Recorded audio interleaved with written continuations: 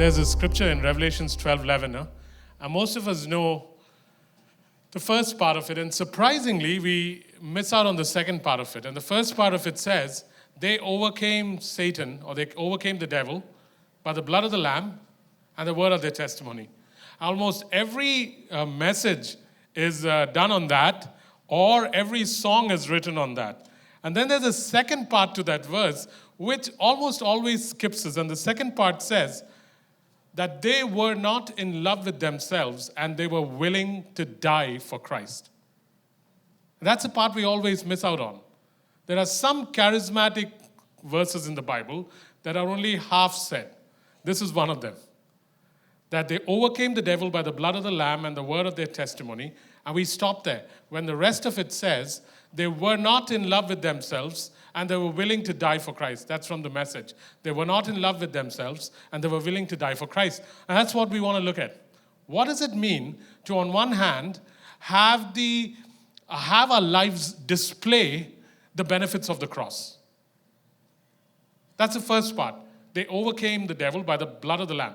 So how am I supposed to display the benefits of the cross in my life? Second, how can I be joyfully bold? And third, how can I not be in love with myself, and die instead? I was saying in the earlier service that one of the things with Good Friday is that we get so enamored with the story that we forget the reality of what it means to us. If Christ is our forerunner and has already entered into a place having laid down his life, then we who call him Lord must do the same. Guys, really, when you think of it, we do not have an option. We choose options for ourselves, but really we don't have an option. Our options are very simple on Good Friday. Either pour out your lives and live like a living sacrifice, or actually die. This was the only reality that confronted people in the New Testament. But somehow, somewhere along the line, that's disappeared. So let me say that again. And it's terrible, I'm getting up every morning having to repeat this line to myself because it's not a reality. I have only two choices in life. Either, Jacob, pour out your life completely and live like a living sacrifice, poured out completely so that there's nothing left when you leave the earth, or one day find yourself laying your life down actually like your master, because the same thing that happened to your master may happen to you. And there is no in between. I love the fact that Christ only gives us these choices. I love the fact that Christianity is so tough and so possible because the one who started this lives in me.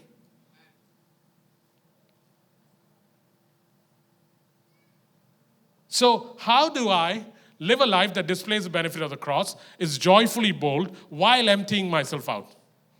That's what we look at. So we look at three things. How do I live? How do I love? How do I die? Isn't that a wonderful message for Good Friday? We thought he did all that so we don't have to do it. No. He did all that so that we could do exactly the same. How do I live? How do I love? How do I die? How do I live? Just take two things which seem pretty important. Like on the Day of Atonement, for example, if you read Leviticus 16, you'll find on the Day of Atonement, Aaron, or the high priest, would take off his nicely embroidered robes and would put on an unpresumptuous linen garment, and then he would go before God. Because the one thing that Israel dreaded was the absence of the presence of God. The one thing they couldn't ever bear living without was the absence of the presence of God. So the Day of Atonement was a day when the priest would come and he would catch two goats and he would lay his hands on one goat and send it off into the desert. He would slaughter the other goat. The intent was, we need the presence of God. We cannot do without the presence of God. Christ restored to us the presence of God when he died on the cross. But one of the reasons he restored to us the presence of God is so that we might find in his presence pleasures forevermore at his right hand, and that our joy may be complete. May I suggest to you that one of the core convictions that you and I can develop today on Good Friday is that you and I will have this core conviction in our life that we will seek to live hilariously happy. I know you don't expect to hear that on Good Friday. But Psalm 16:11 says that in his presence is fullness of joy, and at his right hand, pleasures forevermore. Do you know what the word Eden meant? Hey, Amme. My mom's sitting there. I always wanted to acknowledge her when I was given the Nobel Peace Prize or the Pulitzer, but since that didn't work out, I might as well acknowledge her here at NLAG. So, hi, Amme. Sorry, going back to what I was saying. Guys, here's the thing. We do not put much value on what the presence of God can do for us. And yet we must realize that one of the reasons Christ died on the cross was to restore the presence of God to man. We're going somewhere very odd, which we normally don't do on Good Friday. What did man lose in the garden? Presence. What did Christ come to restore? Presence. What does presence do? Psalm 16 verse 11 says that the presence of God brings fullness of joy, and at his right hand are pleasures forevermore. What was the meaning of the word Eden? Delight. What does Revelation 21:4 say that heaven will look like? No tears, no fear, no pain, no sorrow. Yes, there is a time when that will be complete. But in between, may I highly recommend to you that one of the things missing in Christianity that perhaps can be restored today in many lives in this room is that you begin to develop the core conviction that now that I have the presence of God, regardless of my circumstances, regardless of whether I'm poor or rich, regardless of whether things are going well or not, regardless of whether I have a job or not, regardless of everything that is happening around me, one thing I will now begin to live as my core conviction. I choose happiness. Thank you for your enthusiastic, happy response.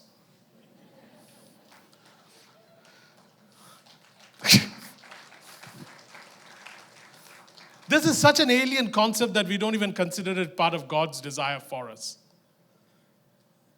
He was a man of sorrows, because he bore the sorrows of the world on him. But my God, he was a man who knew the happiness of God. Is that scriptural? Hebrews 1 verse 7 and 8 or thereabouts say it, that because he loved righteousness and justice, I have anointed him with gladness that is greater than all his brothers. He was a glad man. There is something about happiness that comes because you now understand that the presence of God has been restored that changes everything around you, everything around you.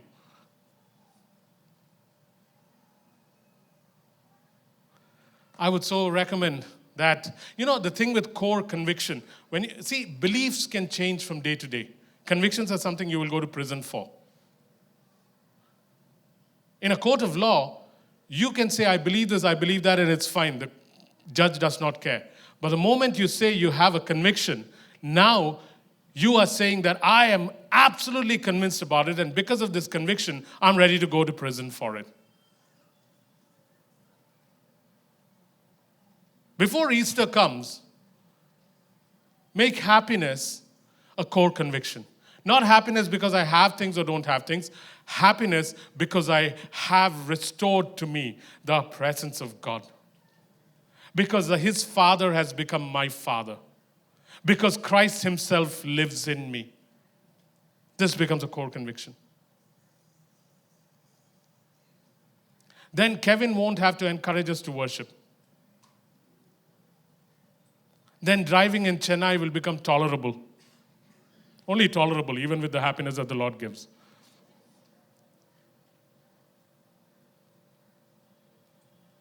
Try it. When I first heard it, I was as unconvinced as you. But one of the things people will say about me, and you can ask from Chad to someone who doesn't know me well, they'll say that one thing Jacob is Jacob is definitely happy. Hilariously happy, huh? Like not chuma, the British humor where you laugh inside. No, this is like big time happiness, and this was something God wanted to give. Desire it. Men, women desire it. It's God's gift to the earth. What did he say? What did he say when he was born? I bring you sad tidings of mediocre joy. No, I bring you tidings itself is good news. Then he adds the word glad to it. Then he says joy. Joy wasn't enough. So God, who never wastes a word, says glad tidings of great joy.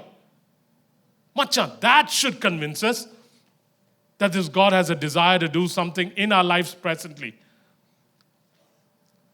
Hey, light is always happy. Darkness is sad and gloomy. Light is happy. Think about it. And it doesn't depend on our circumstances. You're thinking to yourself, come on, move on to something else. No, this is so important. We need to learn to live a certain way so that the world will notice. The other thing we can do is live to set others free. One of the things that we often sing in every song at Good Friday is, Jesus Christ came to set me free. Hey, now that Jesus Christ has come to set you free and lives in you, one of your main purposes on earth is, what can I do to set people around me free? What can I do to set people around me free?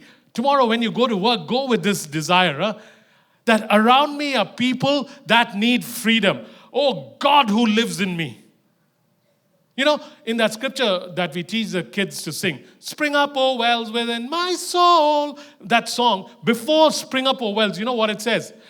O nobles of Israel, take your scepters and your guide staffs and begin to dig.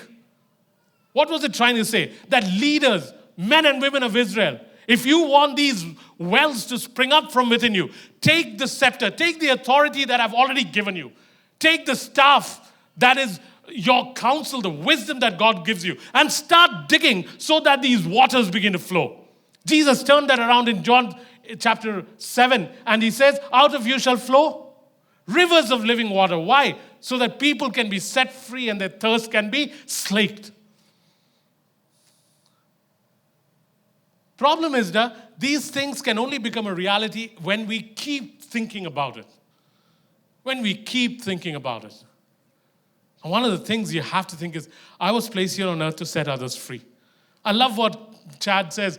I was set apart by Christ to assist him in setting others apart. Same principle. I was set free by Christ to assist Christ in setting others free.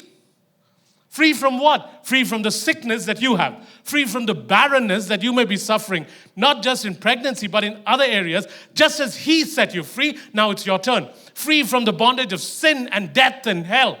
Free from so many different things. How do we do that? With our gifts, with our abilities, with our talents, with everything that God has given. Tomorrow, this year, till next Good Friday, imagine the people that can be set free. I was in a certain part of India and was teaching, and suddenly there's a guy who comes, and he's pretty placed very high up, and he turns up and he's sitting there, and I know he's not a believer, and part of me is scared. What should I say? How should I go about it? And then felt that he needs to hear the gospel, so preach the gospel. He heard it, and then he comes and sits down, and now I'm thinking to myself, Father, you've set me free from so many things. How do you set this man free? And one of the gifts that God has given is a gift of the ability to prophesy upon people and tell them what they need to hear. So started prophesying on him. And this man who's not a Christian is scratching his head saying, how do you know this? How do you know this? How do you know this? Very simple, God will tell you if you're willing to set people free. God is so show-offish when it comes to people who don't know him. And he's waiting to use you saying, hey, Jacob, can you show me off? Can you show me off? These are the things that makes Friday good.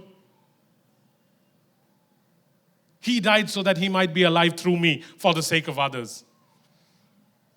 We do not live for ourselves. We do not live for ourselves. I was saying in the earlier service that when Christ was put to death on the cross, Satan thought that he finally had victory. And yet it was so short-lived. Because not only did Christ rise from the dead as the sovereign Lord of the universe, he decided that it isn't sufficient that I have been given the name above every other name. I, as the sovereign head of the universe, I'm going to attach myself to a body of believers from every tribe, tongue, and nation, so that what I have achieved will now be theirs. One of the reasons Jesus Christ came down to the earth, suffered and died in the flesh, was so that he may destroy the works of the devil. His power was not lessened. Satan's power was not lessened by the cross. Satan's power was not lessened by the cross, but his authority was stripped. Therefore, I have all authority over all the power of the enemy, and no harm shall come to me as I tread upon scorpions and serpents, setting people free. This is our mandate. It is the mandate of the church, according to Matthew 12:29, to bind up the strong man. It is our mission to bind up the strong man, to enter his house, to plunder his possessions, and to set people free. Hey, one amen will be okay, da? Shout it out, man, not for me, but because this is the truth. Don't have to wait till Easter to get excited, huh? Because we know the story already. If you were in the New Testament and Jesus had died, we can expect this response. Because we don't know whether he'll raise up. But in case you didn't know, he did. So we can rejoice today itself. Thank you, Ben. Hey, the next thing, live, love. Learn to love. And our problem with loving, no, is we think Jesus said, love your neighbor instead of yourself. Jesus didn't say love your neighbor instead of yourself. Jesus said love your neighbor as yourself. Big difference, da. We think Jesus said seek for your neighbor the same things that you seek for yourself. No. Jesus said seek for your neighbor in the same way, with the same zeal, the same passion, the same creativity, the same endurance, the things that you seek. Seek for your neighbor. We're not supposed to love our neighbor instead of ourselves. We have to love our neighbor as you love yourself. Then things change, and loving becomes much easier. Where suddenly, just as you long for food when you are hungry, you will long to feed your neighbor when your neighbor is hungry. Just as you long to be invited by a neighbor when you are in a group of strangers, you will now look for every alien, immigrant, and stranger because you want to invite them and treat them with the same degree of responsiveness that you would have expected if you were in a place where you were not invited. Just as you long for a home for yourself that is nice and cozy, you will begin to long for a home for your neighbor and for people you don't even know. Just as you long it for yourself. Just as you long for and enjoy the favor of God even when you don't have a need, so you will long to show the favor of God to people even when they don't have a need. For some reason, we as Christians think that you only help people who are in need. My God, if God was like that, he would give me nothing, man. He is a God who is so favorable that he gives me even when I don't have a need. My self-seeking should become the measure of my giving. And the moment that happens, now it becomes sacrificial. Where every time I see someone who does not have food, I know how I long for certain things. I now begin to long that for the person and now translates into action where sacrifice kicks in.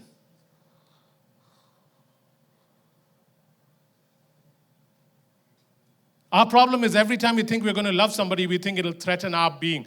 At the end of the day, sin may be summed up like this. Sin is seeking any happiness outside of God, and sin is seeking any happiness at the expense of your neighbor. Remove those two and you'll stop sinning. Romans 8:13 actually says it. Romans 8:13 says, the law and the prophets are summed up in this. Love your neighbor as you love yourself. Because once you love your neighbor, you will not commit the last 6 sins of the 10 commandments. And if you love God, you won't commit the first 4 sins of the 10 commandments. Go listen to this message again. Today, it may, at this present time, it may not excite you. But as you begin to ponder over it, you'll realize that, my God, I'm capable of loving just as Jesus told me to. Only now, I long for shalom what I long for myself. I long for this, just as I look for security in disaster and in the face of danger, I will begin to look for your security when you face disaster and danger. And anything I seek for you will require sacrifice. But now I'm willing to do it because I love you like I love myself. It'll free us from feeling guilty about having a nice car or a bad car, from having a nice dog or a bad dog. It'll free you from guilt. You have no idea how pastors have to hide anything good they get because the congregation may think the pastor is getting a little too fancy.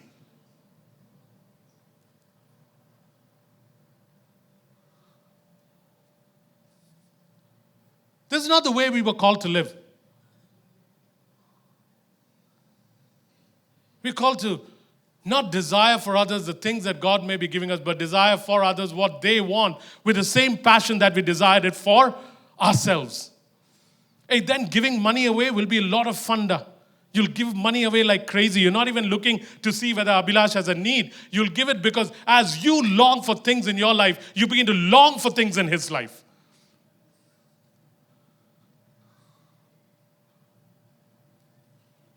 I almost want to say any questions, but that'll be dangerous right now. As I like being welcomed into strange company, so I'll welcome my neighbor among strangers. As I seek that my children do better in life, I will seek to help my neighbor's family. As I seek that my life be significant, I desire the same significance for my neighbor. You know, one of the things I really love doing is going to people, sitting down with them, and trying to help them find out their significance in terms of what God really wanted for them.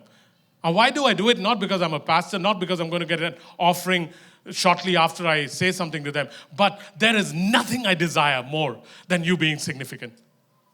I know what God has done for me, and I desire that for you. Where with the same passion that you seek things for yourself, you begin to seek it for others. This is the way God teaches us to love. In the process, there is sacrifice. But now you have a reason for sacrifice. Your sacrifice is no longer a duty. Your sacrifice is driven by a passion. And money becomes something that you give away. Because in everything, there is a cost attached to it. And there is this cost of money attached to the help you can do for others. You will begin to give it away.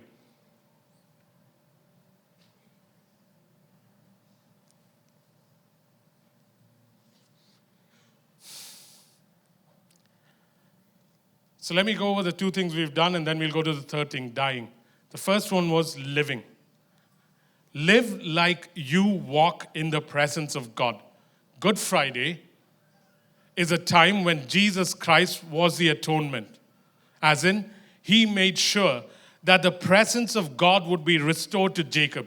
Well, Jacob, now that you have the absolute presence of God restored to you. Hey, here's the thing. Forever I'm beloved to God. Forever. Forever, I am present before him. There will not be a moment in eternity when I am not present before my Father. Never going to happen. Nothing can separate me again from the Father.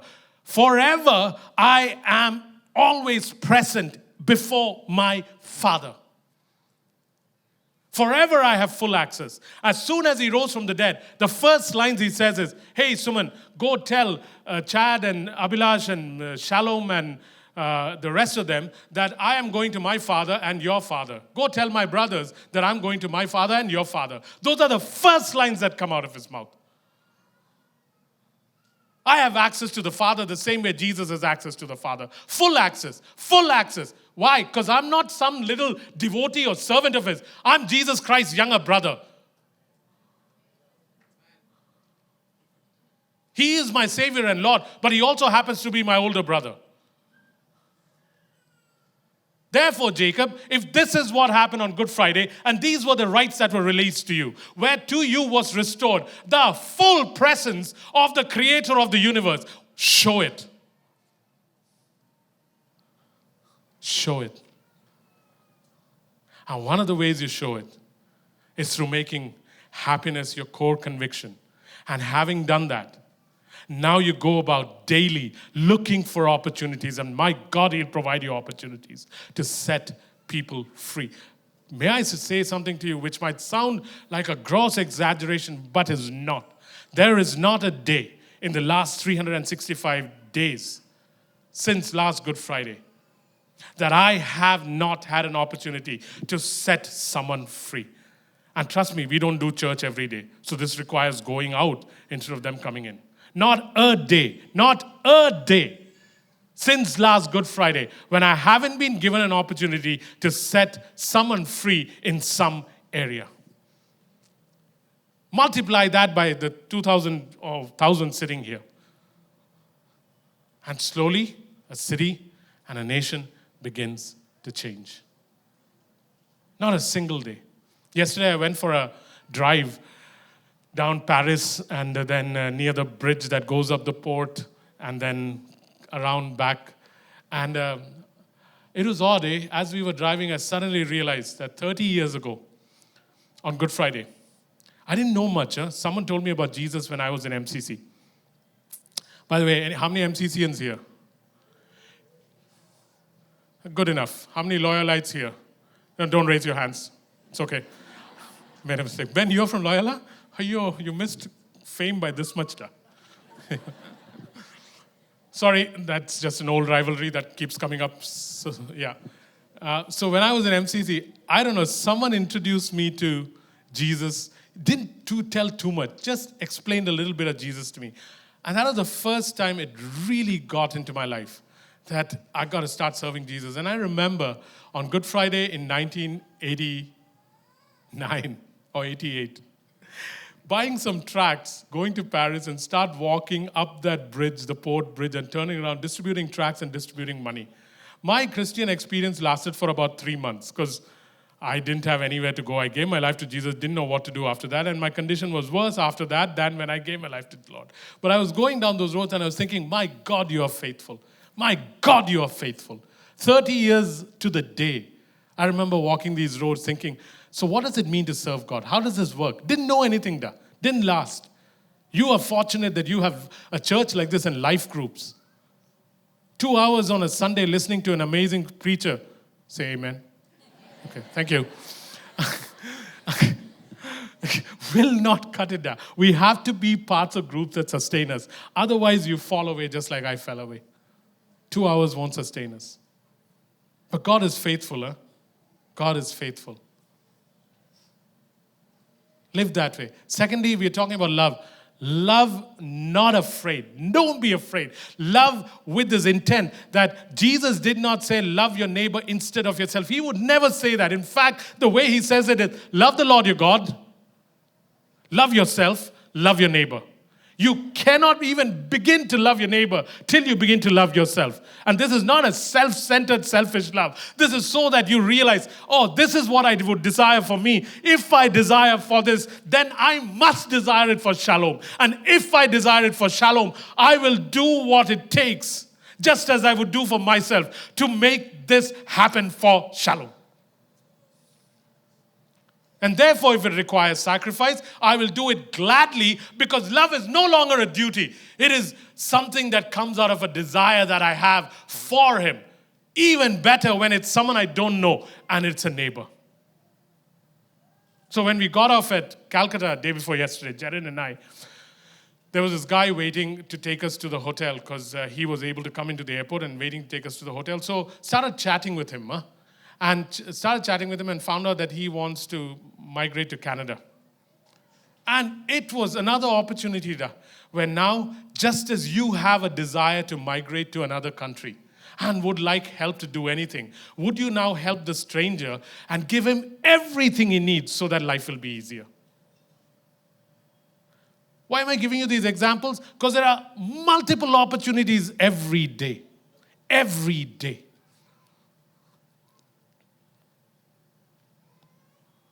The reason I repeat myself is, man, hopefully if you repeat it 100 times, we'll hear it 3 times. And the last one, live, love, die. Die. I'm not obsessed with death, but lately I've been thinking a lot about dying. Meaning I don't want to leave the earth in any hurry. But this whole idea of dying is very real to Christianity, huh? So, in Luke 14:28, Jesus says, count the cost. And after you count the cost, decide if you want to follow me.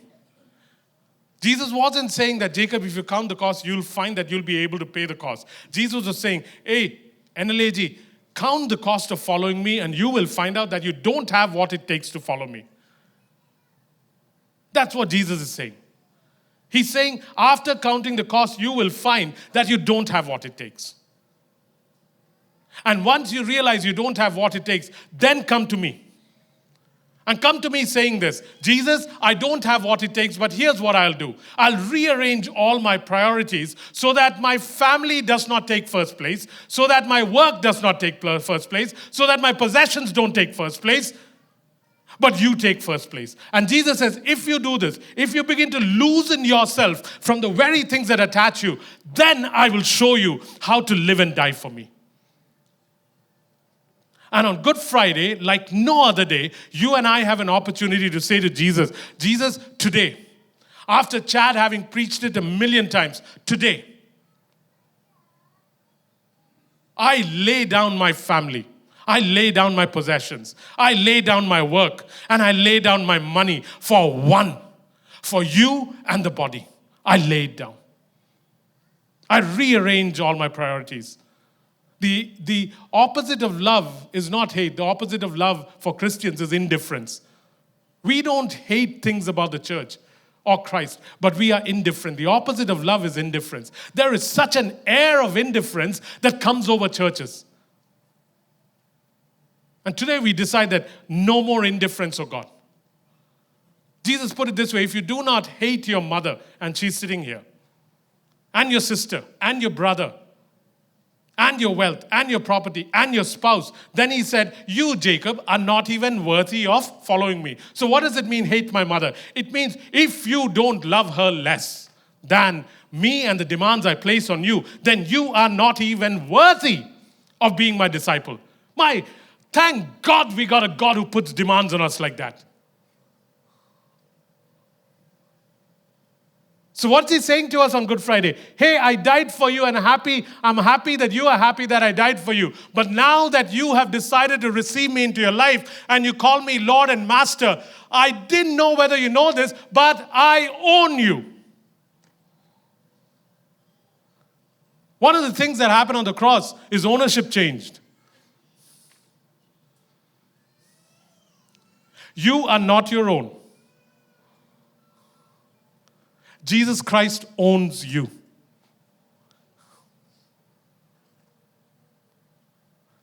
Your primary allegiance is to Him. Can you rearrange in your heart and in your head the high value that you and I place on family, on culture, on status, on security, on possessions? Can you rearrange it today? Because if you don't, they will dictate your choices and your influence. Can you rearrange it today? Where those things no longer hold you. Let's put to death something today. Let's put to death something today. You happen to be in the second service. The third service will have a different message. But you guys got stuck with this. So here's the thing. We got 7 minutes, 51 seconds left. What are you going to put to death before you leave? I'll give you a few things you can ponder on.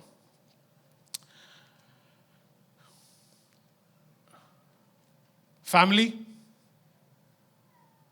And what do we mean by putting to death? We are saying that from this day on, Jesus, you died on the cross. You're not asking me to die on the cross or anything, but you're asking me what I'll put to death. So here are my choices. Put to death family. Put to death my culture. Put to death my status. Put to death the security that I have in things. Put to death the reliance on possessions. Put to death the pride of life. Because this, guys, at the end of the day, is the definition of bearing your cross and following after Jesus. Put to death self-preservation.